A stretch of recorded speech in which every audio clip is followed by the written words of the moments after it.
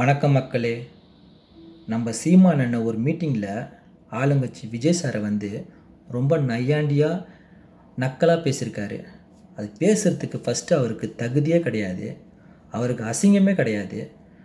ஒரு தொகுதி கூட வின் பண்ணல, அவர் நின்ற தொகுதியிலையும் வின் பண்ணல. இவரெலாம் எப்படி மைக்கை பிடிச்சி பேசுகிறாரு, எந்த மூஞ்சை வச்சுக்கிட்டு பேசுகிறாருன்னு தெரில. கொஞ்சம் கூட அசிங்கமே இல்லை அவங்களுக்கெல்லாம்.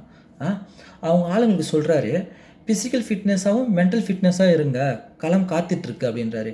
என்னத்தை காத்துட்ருக்கு? கடைசி வரைக்கும் காத்துக்கிட்டே தான் இருக்கணும்.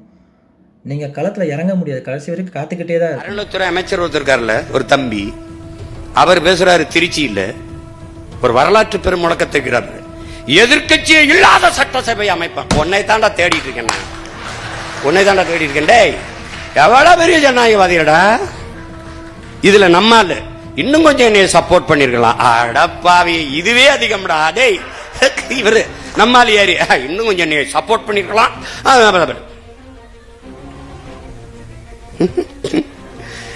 கொடுமடா. டேய், பொலிட்டிக்கல் டிசாஸ்டர் நடந்துருச்சு, அரசியல் பேரிடர். அத மக்களை அனுபவிச்சுக்கிற வேண்டியதுதான். நம்ம நான் என் பிள்ளைகள்ட்ட சொல்லிட்டேன், பிசிக்கல் ஃபிட்னஸ் மென்டல் ஃபிட்னஸ் ரெண்டையும் பண்ணிட்டு இரு, களம் நமக்கு காத்திருக்கு. விஜய் சார் வந்து சொன்னார், நம்ம வின் பண்ணிட்டோம், இன்னும் கொஞ்சம் லைட்டாக வின் பண்ணியிருந்தோம்னா எந்த ஆதரவும் இல்லாமல் நம்ம கட்சி அமைச்சிருக்கலாம். அவருக்கு இதுவே அதிகம் அப்படின்றாரு. என்னையா அதிகம் கேட்குறேன் நான். அடுத்த வாட்டி நான் சொல்கிறேன், இதே மாதிரி ஆட்சி போயிருந்ததுன்னா அடுத்த வாட்டி கண்டிப்பாக 200 தொகுதிக்கு மேலே வின் பண்ணுவார். அதிகமாக நீங்கள் ஒரு தொகுதி கூட வின் பண்ணல, நீங்கள் பேசுறதுக்கு உங்களுக்கு தகுதியே கிடையாது.